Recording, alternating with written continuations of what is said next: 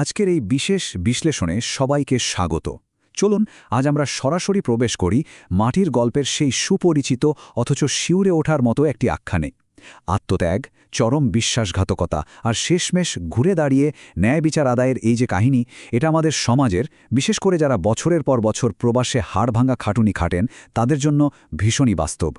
এই বিশ্লেষণে আমরা ধাপে ধাপে দেখব ঠিক কিভাবে একজন মানুষের সারা জীবনের ঘাম ঝরানো উপার্জন নিজেরই রক্তের সম্পর্কের মানুষের কাছে একদম নিখুঁত প্রতারণার শিকার হয়।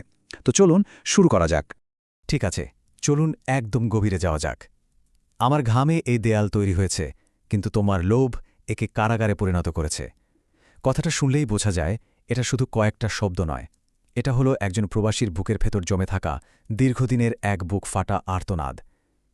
একজন মানুষ নিজের জীবনের সবটুকু শখ আহ্লাদ বিসর্জন দিয়ে পরিবারের জন্য যে প্রাসাদটা তৈরি করেন, সেটা কিভাবে অন্যের স্রেফ লোভের কারণে তার নিজের জন্যই একটা দম বন্ধ করা কারাগারে পরিণত হতে পারে, এটা তারই একটা করুণ চিত্র। এখানে ঝুঁকিটা শুধু কয়েক লাখ টাকার নয়, এখানে ঝুঁকিটা হলো অন্ধবিশ্বাস, রক্তের সম্পর্ক আর জীবনের সবচেয়ে মহামূল্যবান সময়গুলো চিরতরে হারিয়ে ফেলার। পর্ব ১, প্রবাসীর আত্মত্যাগ। চলুন দেখি মরুভূমির সেই তপ্ত রোদে ঠিক কী ঘটেছিল। এই যে ১০ সংখ্যাটা, এটা কিন্তু যে কোনো সংখ্যা নয়। ভাবুন তো, মরুভূমির ওই ঝলসে দেওয়া তপ্ত রোদের নিচে কাটানো পাক্কা ১০টা বছর। এই ১০টা বছর একজন প্রবাসী দিনের পর দিন হাড়ভাঙা খাটুনি খেটেছেন। তারা ঘাম ঝরান আর এই উপার্জিত এক একটা রিয়াল বা দিরহাম দেশে পাঠিয়ে দেন। নিজের জন্য বলতে গেলে কিছুই রাখেন না। এত অমানসিক পরিশ্রমের পিছনে তাদের উদ্দেশ্য কিন্তু একটাই, পরিবারের জন্য একটা সুরক্ষিত আর সুন্দর ভবিষ্যৎ গড়ে তোলা। আর এখানেই আমরা একটা অদ্ভুত বৈপরীত্য দেখতে পাই। একদিকে ওই প্রবাসীর সাজানো স্বপ্ন, তিনি হয়তো দূরপ্রবাসে বসে ভাবছেন তার পাঠানো জমানো টাকায় দেশে উর্বর জমি কেনা হচ্ছে, পরিবারের সবার শান্তিতে থাকার জন্য একটা স্বপ্নের বাড়ি তৈরি হচ্ছে, তিনি দারুণ একটা ভবিষ্যতের ভিত্তি তৈরি করছেন। কিন্তু অন্যদিকে দেশের মাটিতে গোপনে শেকড় গাড়ছে এক ভয়ঙ্কর বাস্তবতা। গ্রামে থাকা আপনজনদের মনে ফসলের চেয়েও অনেক বেশি দ্রুতগতিতে বেড়ে উঠছে লোভ। মানে প্রবাসী মানুষটা যখন ইটের পর ইট দিয়ে স্বপ্নের ইমারত বুনছেন, ঠিক তখনই দেশে তার অন্ধবিশ্বাসের মূলে নিঃশব্দে কুঠারাঘাত করা হচ্ছে। এরপর আসে পর্ব ২, এক তিক্ত প্রত্যাবর্তন। আচমকা দেশে ফেরার পর আসলে কি অপেক্ষা করছিল।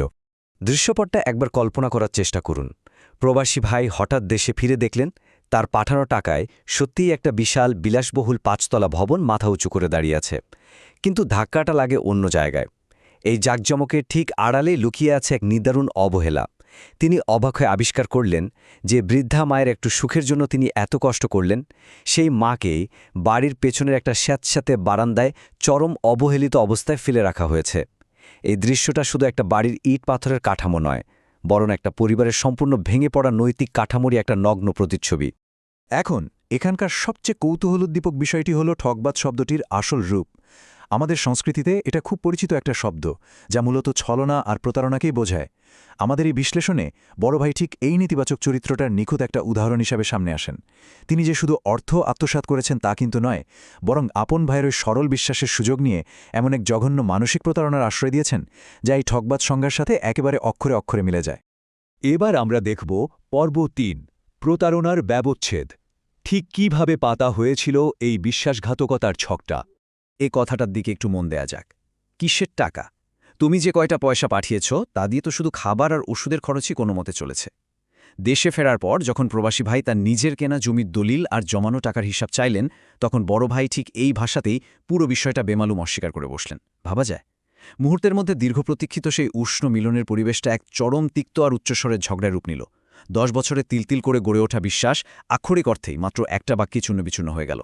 এবং এটি চমৎকারভাবে তুলে ধরে সেই মনস্তাত্ত্বিক আর আর্থিক কৌশলগুলো, যা একেবারে নিখুঁতভাবে ব্যবহার করে বড় ভাই পুরো পরিবারের সম্পত্তিটা নিজের পকেটে পুরেছেন। প্রথম ধাপে তিনি বিদেশ থেকে পাঠানো ওই বিশাল অঙ্কের টাকার কথা পুরোপুরি অস্বীকার করে বসলেন। দ্বিতীয় ধাপে তিনি একেবারে নির্লজ্জর মতো দাবি করলেন যে এই বিশাল বাড়িটা নাকি তার নিজের জমানো টাকায় তৈরি।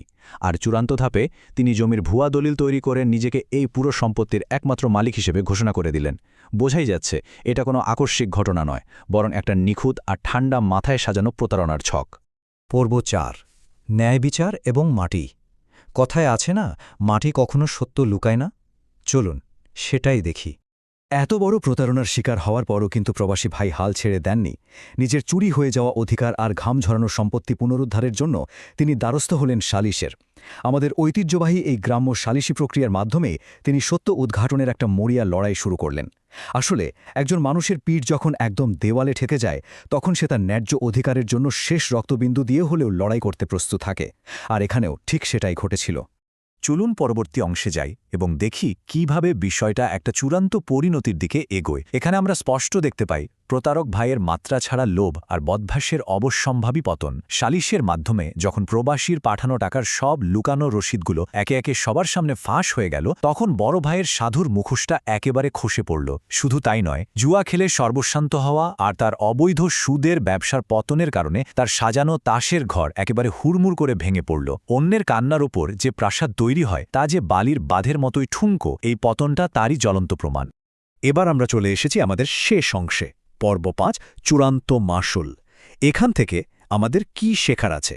সুতরাং এখানকার সবচেয়ে গুরুত্বপূর্ণ বিষয়টা হল, যারা প্রবাসী থেকে দিনের পর দিন হাড় ভাঙা পরিশ্রম করছেন, তাদের অবশ্যই নিজেদের এই কষ্টার্জিত সম্পদের সুরক্ষার ব্যাপারে অনেক বেশি সচেষ্ট হতে হবে। পরিবারকে অন্ধের মতো ভালোবাসাটা মোটেও দোষের কিছু নয়, কিন্তু চরম বাস্তবতার খাতিরে নিজের টাকার হিসাব আর জমির নথিপত্র সবসময় নিজের নিয়ন্ত্রণে রাখাটা একেবারেই বাধ্যতামূলক। এই একটা মাত্র সতর্কতামূলক পদক্ষেপই কিন্তু পারে এই ধরনের ভয়ঙ্কর পারিবারিক ট্র্যাজেডিগুলোকে চিরতরে আটকে দিতে। আজকের এই বিশ্লেষণ আমরা শেষ করব একেবারে ভাবিয়ে তোলার মতো একটা প্রশ্ন দিয়ে। ছলচাতুরি করে হয়তো কিছু টাকা বা একটা ইটের বাড়ি দখল করা যায়, কিন্তু টাকা তো আবারও রোজগার করা যায়, তাই না? কিন্তু বিশ্বাস হলো এমন একটা কাচের জিনিস যা একবার ভেঙে গেলে আর কোনোভাবেই জোড়া লাগানো সম্ভব নয়। সম্পদ হয়তো ভবিষ্যতে আবারও উপার্জন করা যাবে, কিন্তু রক্তের সম্পর্কের মাঝে যে এত গভীর একটা ক্ষত তৈরি হলো, তার মাসুল হয়তো দুপক্ষকেই সারা জীবন দিয়ে যেতে হবে। এই প্রশ্নটাই আমাদের বারবার মনে করিয়ে দেয় যে সাময়িক লোভের পরিণতি দিন শেষে কতটা স্থায়ী আর ধ্বংসাত্মক হতে পারে।